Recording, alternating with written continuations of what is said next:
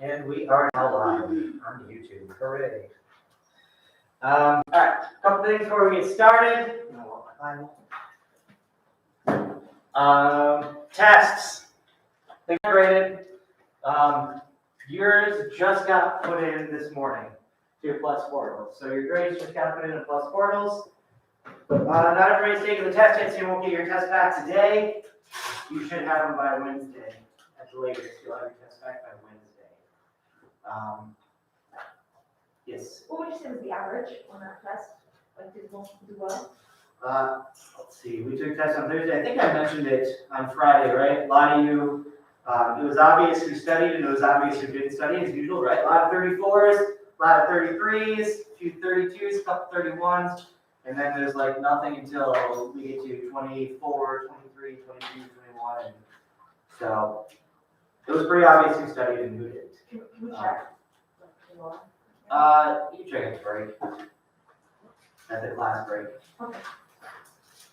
So, yep, all your tests are in. When do we get our report back? Friday, I believe. So grades are due from the teachers on Tuesday, and then Friday you get your report cards. You may. All right, so that's first and foremost the tests. So yeah, just put your grades in this morning, and then at the G hour we'll get put in probably at this class break. So there's that. Second, the King's Project. I told you I would talk about the King's Project, so here we go. It's due 2 weeks from today. Hooray. Here's the King's Project. So when we're looking at the Book of Kings, as you'll notice, we got 1st, 2nd Samuel, 1st and 2nd Kings. Those are the next 4 books we're going to be going through.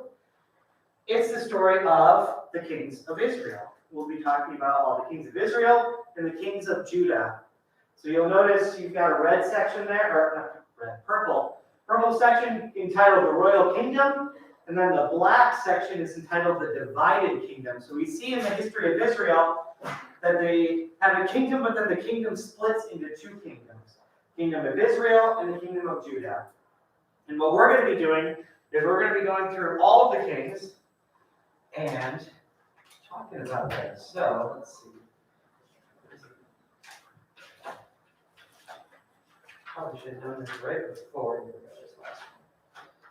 All right, so everyone will have 2 of these. One that says the kings of Judah on top, and one that says the kings of Israel on top.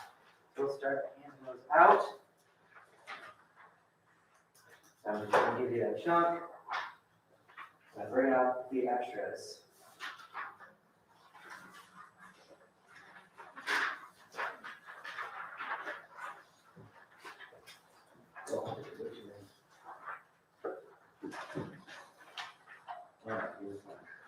Monday morning. All right. You can bring the extras back up. So everyone should say the kings of Judah on top, correct?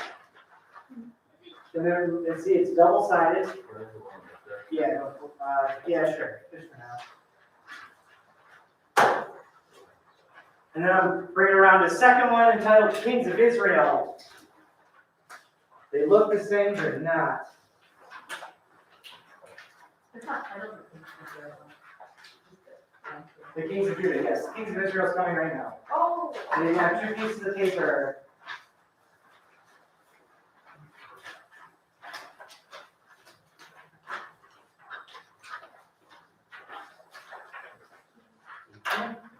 All right, extras. I know there's got to be extras.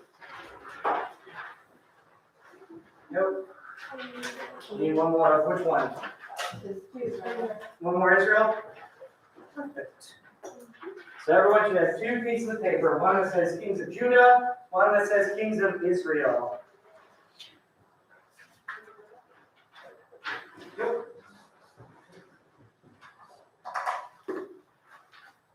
Yes.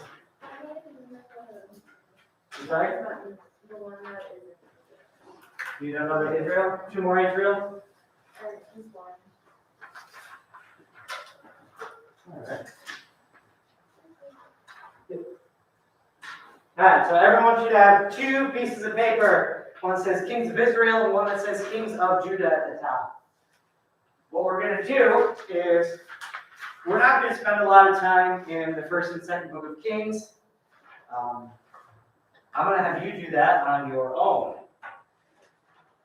So, you've got the list of the kings on the side here, the names of all the kings, both sides. You've got the dates that they reigned, how many years that they reigned, the relation to the predecessor. So if you're looking at the kings of Israel, Jeroboam the first, the next king is Nadab, who is the son of Jeroboam the first. Baasha is the son of Ahijah. And so we see what the relation is. Is it a son relationship, or does somebody else come in and take the throne? End of reign is the next column. How did this reign end? You can see some of these are not particularly pleasant, right? Jeroboam the first was stricken by God. Nadab was killed by Baasha. Baasha died. Elah was killed by Zimri. Zimri committed suicide by fire. Tibni died. Omri died. Ahab was wounded in battle. Ahaziah fell to his death. Yikes. So, you see how the reign ended. The biblical reference. This is going to be a really important one for you. Where does it talk about them? The biblical reference. So what you're going to want to do is go to that. So for Jeroboam the first, go to that biblical reference. 1 Kings 11:26 to 14:20. The next column over is the memorable events.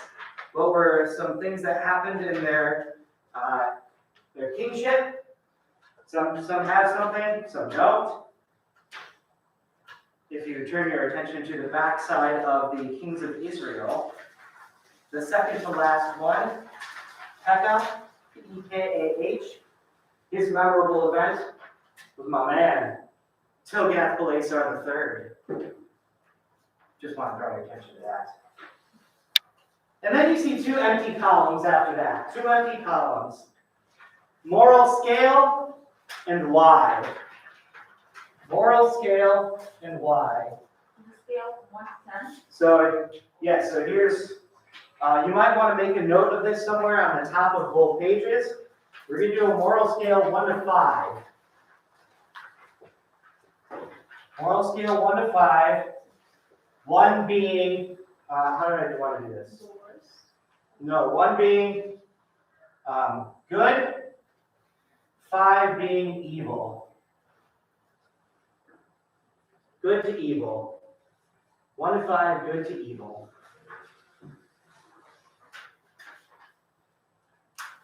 Your job is to rank all of the kings, rate them, not rank them, rate them 1 to 5, good to evil. Right? So if you rate them a 3, that means they weren't really good, but they weren't really evil, just right in the middle. And then the next column over is a why. Why did you give them that rating? Now, for some of the kings, there's not going to be a lot to go off. It's not going to be a lot. Some of them, they'll have some more lengthier stories. They'll maybe have a whole chapter dedicated to them. And so I'm not looking for like real in-depth. Obviously, you have that much space to write, right? You don't have a ton of space to write. I'm not looking for something super in-depth. Just, hey, here's an example of why I gave this king this ranking. Maybe have any questions about this project? Are you giving us a day in class to look at it? I might. We'll see. I would start working on it right away. Just, knock out probably maybe 4 or 5 kings a day and just go from there. So do we have to fill out all this content? No. So only the last 2 columns I'll want you to fill out. If there's blanks anywhere else, it's because I've left it blank because there's just not a lot of information there. I think the only one that should have blanks is memorable events. And if it's blank, it means there's not really any memorable events in that kingship. You So- only read the last two. Just the last 2, the moral scale and why. That's the only thing you guys are filling out. That's it.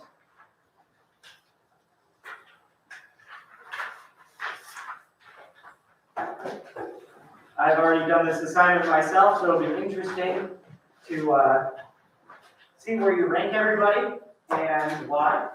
We'll put them against mine and see how close this one gets to mine. Yes. So, for some of the columns, they're like little empty spots, does that mean like they didn't have anything memorable about them? Yes, that's what I said. Oh, I'm sorry. That's okay. Yeah, there's not much in here. Sometimes a game will only have 4 or 5 verses dedicated to them, and it didn't really say anything. It said, this king was just like his father before him. And that's it. So sometimes there's just not a lot to go on with. All right, any other questions about this project due Monday, the 8th? I believe that gives you 2 weeks from today it's due. 2 weeks from today.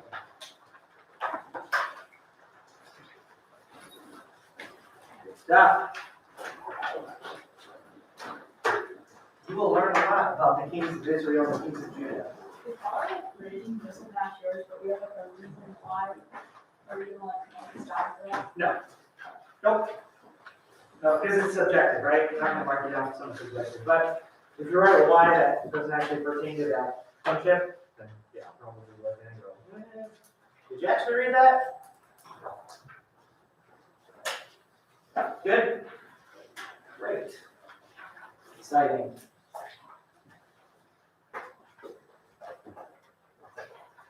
Yeah, what happened for this, I actually really kind of enjoyed going through and giving them a moral rating. I thought it was kind of fun. But I hope you guys find it fun. It does feel a little tedious though, right? There's a lot of kings of Israel and Judah.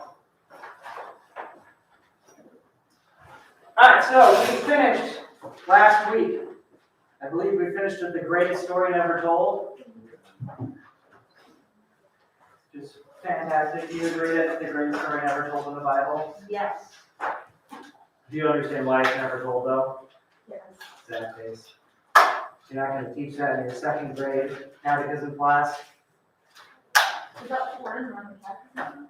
What's that? One in the catechism? No, I'm saying if you're not going to teach this story to 2nd graders, the story of Ethan and King Eglon.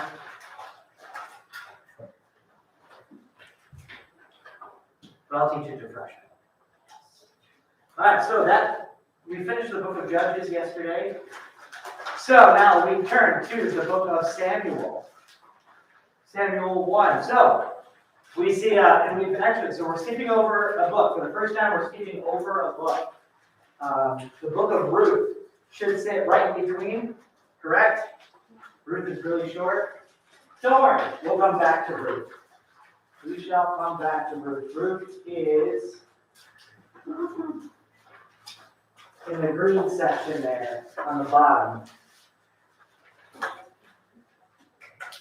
But we'll come back to Ruth. First of all, we're going to hit the books of Samuel. So we see the first book of Samuel, the second book of Samuel, the first book of Kings, and the second book of Kings. Why are there 2 of both of those? Anybody venture a guess? Is there a first and a second Samuel? Were they written by 2 different authors? Ooh, good guess. Good guess. Unlikely. Unlikely? Unlikely. How? It's probably written by like 15 authors.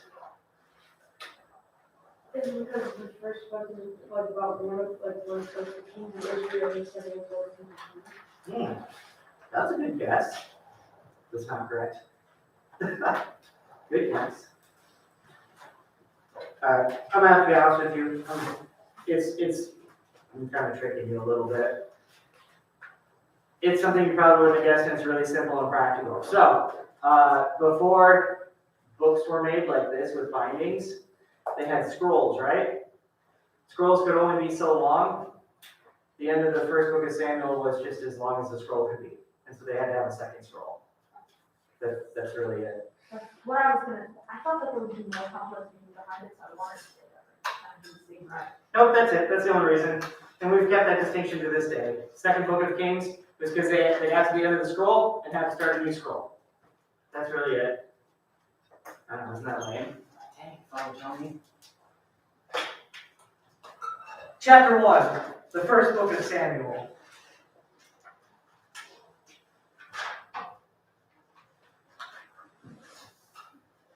There There was a certain man of Ramathaim Zophim, what a great name, right? Of the hill country of Ephraim, whose name was Elkanah, the son of Jeroham, son of Elihu, son of Tohu, son of Zuph, an Ephraimite. He had 2 wives. The name of one was Hannah, the name of the other was Peninnah. Peninnah had children, but Hannah had no children.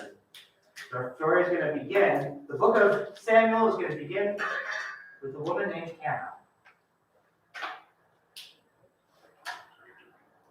Now this man used to go up year by year from his city to worship and sacrifice to the Lord of hosts at Shiloh, where 2 sons of Eli, Hophni, and Phinehas were priests of the Lord. One day when Elkanah sacrificed, he would give portions to Peninnah, his wife, and to all her sons and daughters. And although he loved Hannah, he would give Hannah only 1 portion, because the Lord had closed her womb. So it means to close her womb, right? She's not able to have children. And her rival used to provoke her sorely to irritate her, because the Lord had closed her womb. So it went on year by year, so often as she went up to the house of the Lord, she used to provoke her. Therefore Hannah wept and would not eat. And Elkanah, her husband, said to her, Hannah, why do you weep? Why do you not eat? Why is your heart sad? Am I not more to you than 10 sons? So we see Hannah is not having a good time, right? Not able to have children, and it really affects her deeply. She grieves. It affects her deeply because she's scared to come out. Didn't it just say how she was more like people were tormenting her because of it? Well, I think it's both. So I think it's probably both. One, there's a great grieving when you're made to have children and you can't. There's a great grieving that happens in the midst of that as well. And so she goes to the temple in Shiloh to pray. As she continued, so now I'm in verse 12, as she continued praying before the Lord, Eli observed her mouth. So Eli is the priest of Shiloh there. Eli observed her mouth. Hannah was speaking in her heart, only her lips moved, and her voice was not heard. Therefore, Eli took her to be a drunken woman. Eli said to her, how long will you be drunken? Put away your wine from you.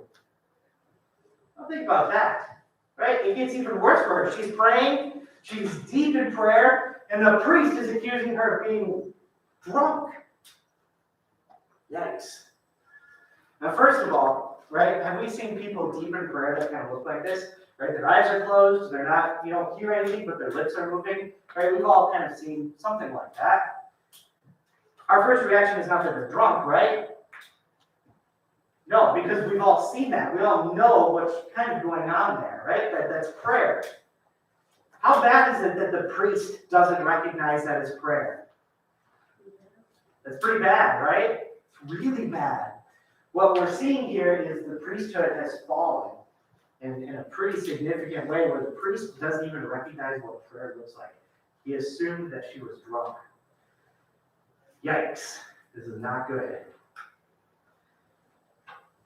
Hannah answered, no, my lord, I am a woman sorely troubled. I have drunk neither wine nor strong drink, but I have been pouring out my soul before the Lord. There's a play on words there, right? Instead of pouring out the libation of drink, she's pouring out her soul to the Lord. Not pouring out this drink and pouring out my soul. Do not regard your maidservant as a base woman, for all along I have been speaking up of my great anxiety and vexation. Then Eli answered, go in peace, and the God of Israel grant your petition which you have made to him. Verse 19, they rose early in the morning and worshipped before the Lord, and they went back to their house at Ramah. And Elkanah knew Hannah his wife, and the Lord remembered her. Did the Lord forget Hannah? No. What does that mean? He's about to act. He's about to act. What way do you think he's about to act? Give her a child. He's going to give her a child. That's exactly right.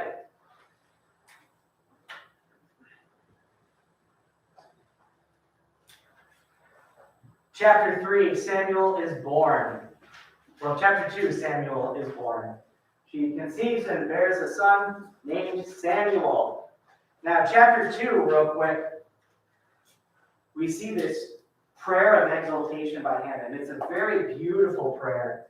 Hannah says, "My heart exalts in the Lord, my strength is exalted in the Lord. My mouth decries my enemies because I rejoice in your salvation." We see all the way through to verse 10 of the second chapter, this beautiful, beautiful prayer of praise of God.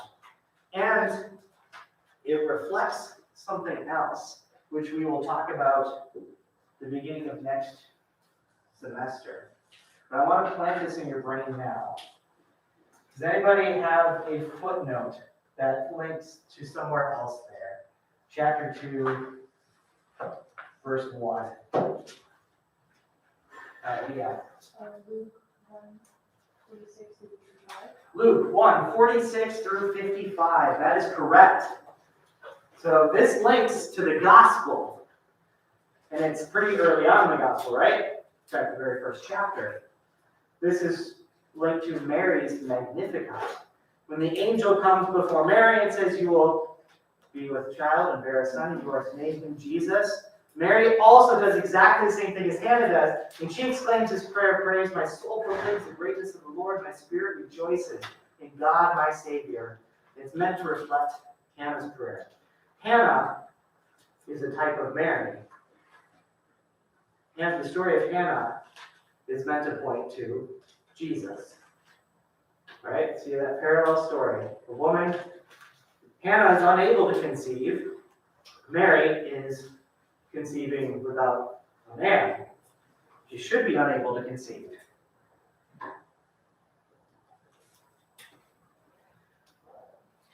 Then we see the Lord calling Samuel. So Hannah dedicates Samuel to the Lord. Samuel enters the vocation of the priesthood.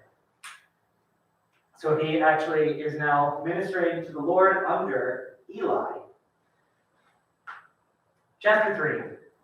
Now the boy of Samuel was ministering to the Lord under Eli, and the word of the Lord was rare in those days. There were no frequent visions. The word of the Lord was rare in those days. There was no frequent vision. More evidence that people had fallen away from God, right? More evidence that the priesthood had fallen, that people are really far away from God. Does God want to communicate with us? Yes. Does God want to communicate with us all the time? Yeah. Yeah. So if vision was infrequent in that time, if the word of the Lord was rare, does that mean God stopped talking to them? No. What does it mean? They stop talking about We stopped listening. Yeah. We stopped listening. We stopped talking to God. It's on our end. So we see that happening. At that time, Eli, whose eyesight had begun to grow dim, I should be writing this down to help you guys with notes, right? I want to do that. Let's go back and fill in our notes here. All right, so 1 Samuel 1. Story of Hannah. Praise. Priest thinks she's drunk.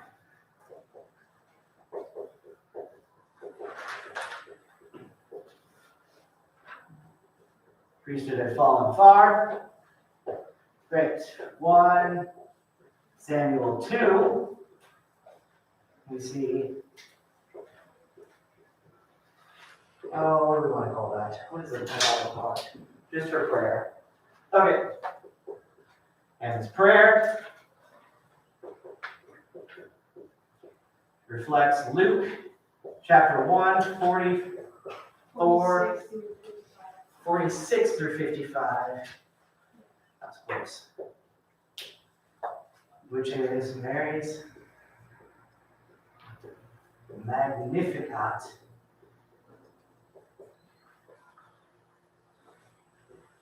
One Samuel 3.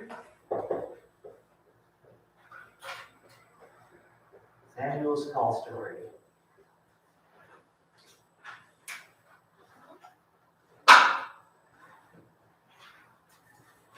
All right.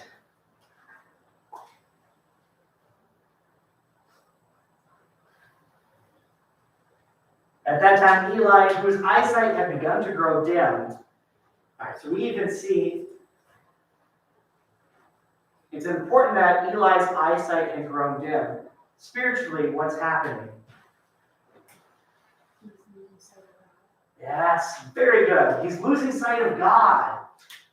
Yes, oftentimes when we talk about blindness in the scriptures, we may see a physical blindness, but we're also mentioning it's also a connection to a spiritual blindness. We're spiritually blind to God, and so is Eli at this time. The Lamb of God had not yet gone out. Again, that image of light and darkness, right? The Lamb of God had not yet gone out. So there's that spark there. It's not out completely, but it's his eyes have grown dim. Very hard for him to hear the Lord, but it's there. So let's see. The Lamb of God had not yet gone out. Samuel was lying down within the temple of the Lord, where the Ark of God was, the Ark of the Covenant.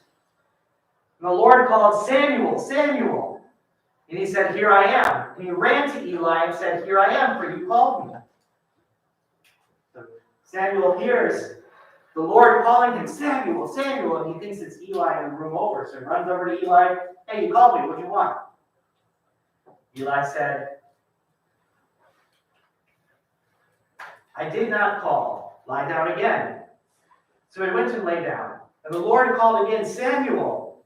Samuel arose and went to Eli and said, here I am, for you called me. But he said, I did not call you, my son. Lie down again. Now Samuel did not yet know the Lord. And the word of the Lord had not yet been revealed to him. And the Lord called Samuel again a third time. And he arose and went to Eli and said, here I am, for you called me. Then Eli perceived that the Lord was calling the boy. About time, right? You'd think a priest would know this right away, but he doesn't. He doesn't figure it out till the third time. We're glad he did, but it shouldn't have taken 3 times for him to recognize what was happening here. Therefore Eli said to Samuel, go lie down, and if he calls you, you shall say, speak, Lord, for your servant hears.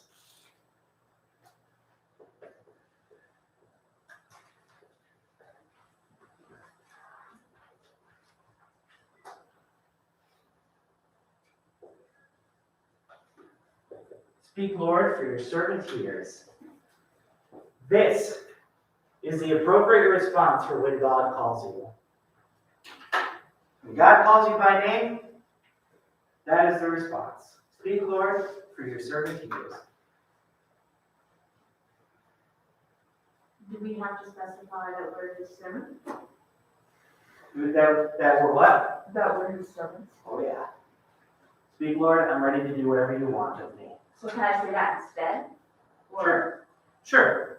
Yeah, I'm not saying the appropriate response is to say this word for word, right? But this is how we should respond. Here I am, Lord. I come to do your will. Right? That's another way to say that, right? We've heard that one before. Speak. I'm ready to do whatever you want of me. Any variation of that, that's one we get today in this story. Speak, Lord, for your servant hears. I'm ready, Lord, whatever you want from me.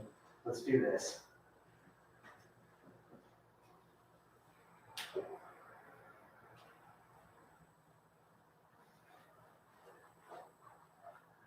So Samuel went and lay down in his place. And the Lord came and stood forth, calling at other times, Samuel, Samuel. And Samuel said, speak, Lord, speak, for your servant hears. Notice the difference there. In fact, I even said it wrong, right? Speak, for your servant hears. What is he missing with that? Speak, Lord. Why does he omit that word? Because he doesn't yet know the Lord. So he hears this voice and he just goes, all right, speak, your servant hears. I don't know you yet. Then the Lord said to Samuel, behold, I am about to do a thing in Israel, at which the 2 ears of everyone that hears it will tingle. It's going to be so good, your ears are going to tingle.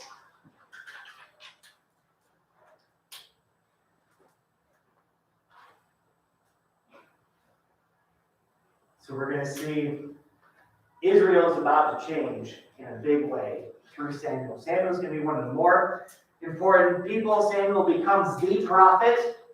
Again, it's one of the main prophets in that time. The Lord is going to speak to him. Samuel grows. The Lord is with him. And he grows closer to the Lord than anyone else in this time.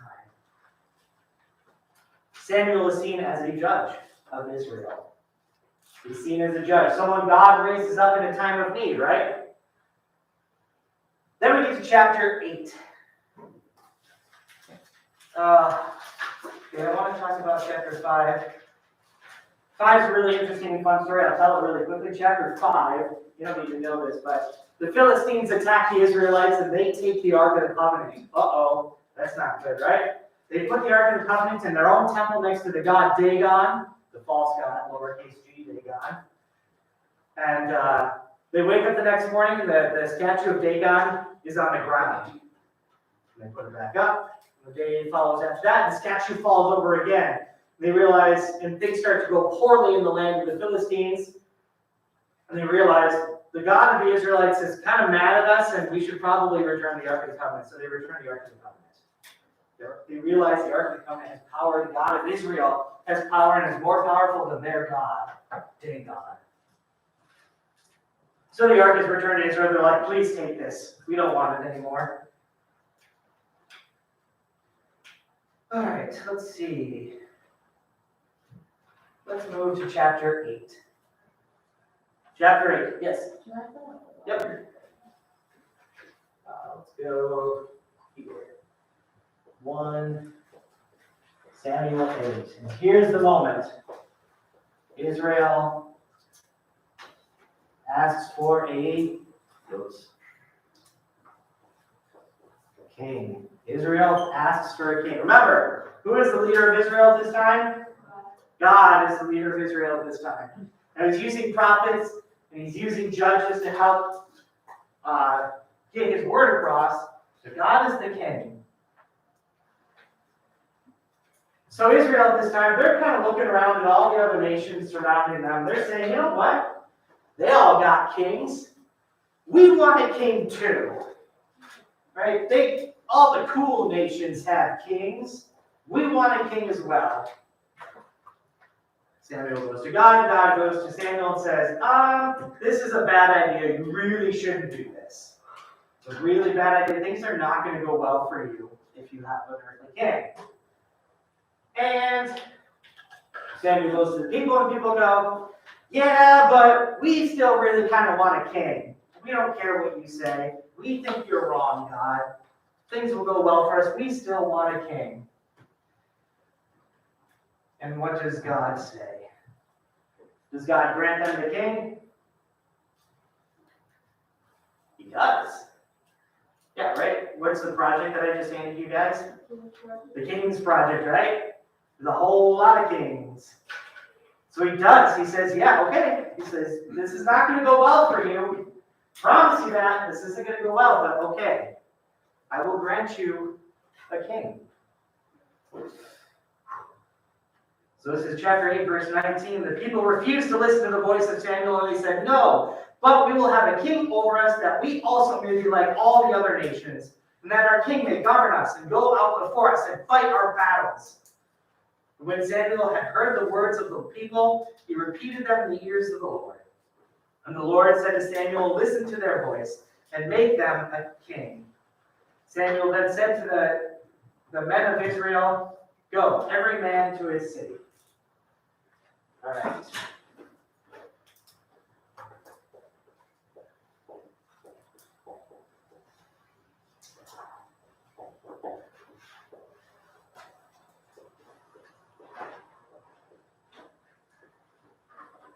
Anyways, and God grants it. God says, okay.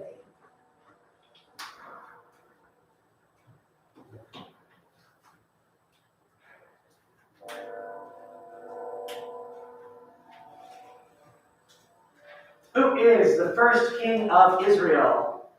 Saul.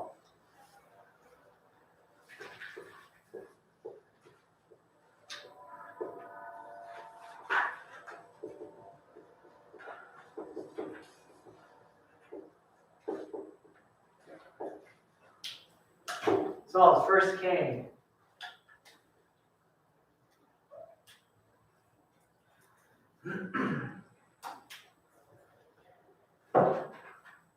Saul is powerful. Saul leads the people fairly well.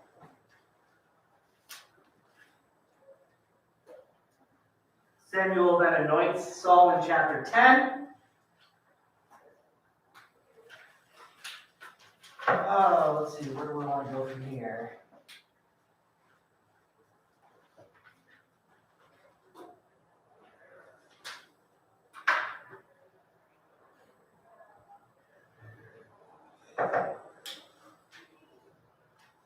Let's go to so he's proclaimed king in chapter 10, chapter 11.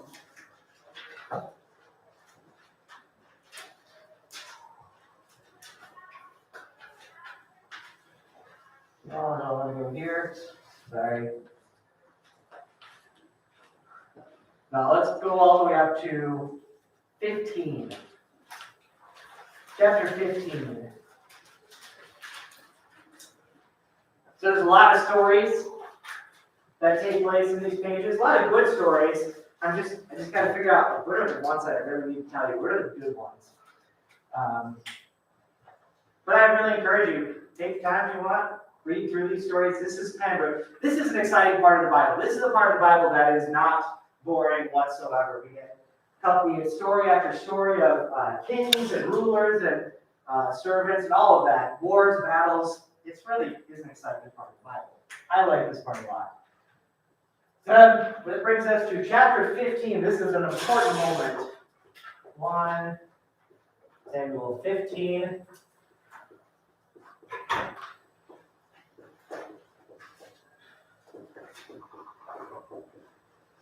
Saul defeats the Amalekites. Amalekits. Amalekites.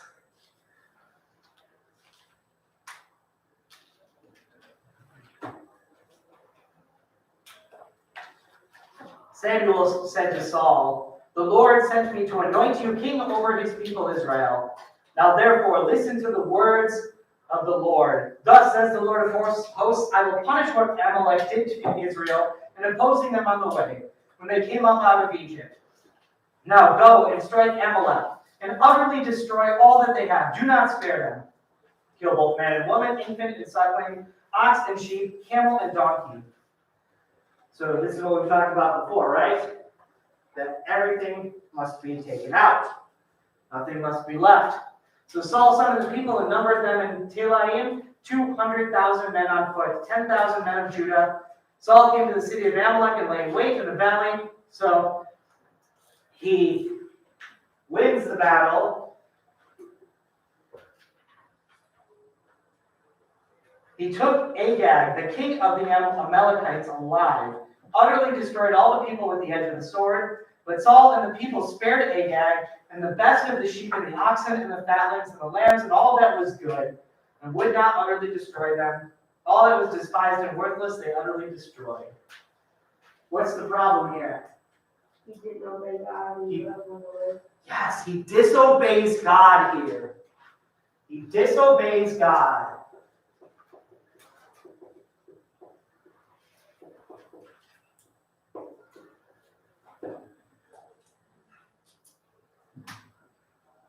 The word of the Lord came to Samuel, "I repent that I have made Saul king, for he has turned back from following me and has not performed my commandments." Samuel was angry and cried to the Lord all night. Samuel rose early to meet Saul in the morning, and it was told Saul came to Carmel, and behold, he set up a monument for himself, turned and passed on and went down to Gilgal. Saul is saying, well, no, I did what the Lord asked me to do, right? What's going on here? Where's the line? Let's see.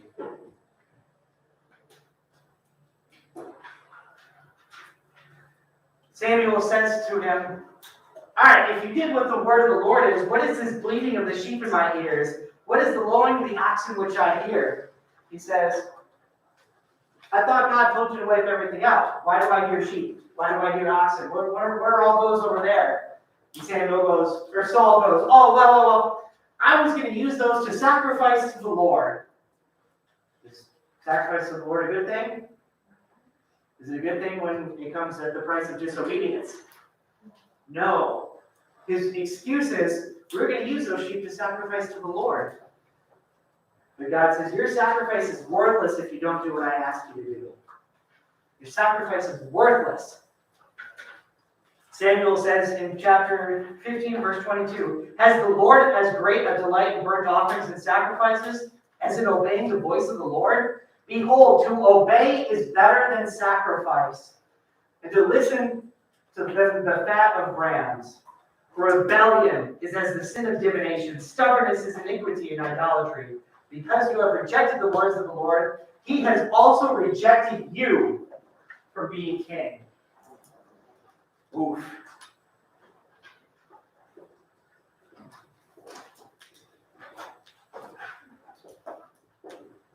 About this time, somebody else comes onto the scene. Who is the next guy? David comes out of the scene.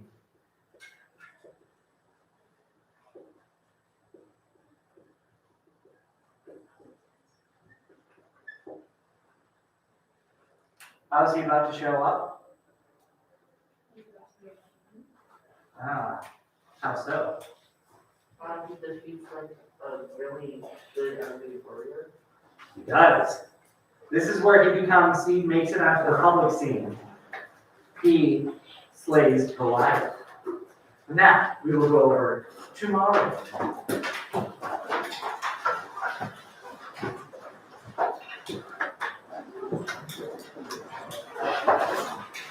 Good stuff.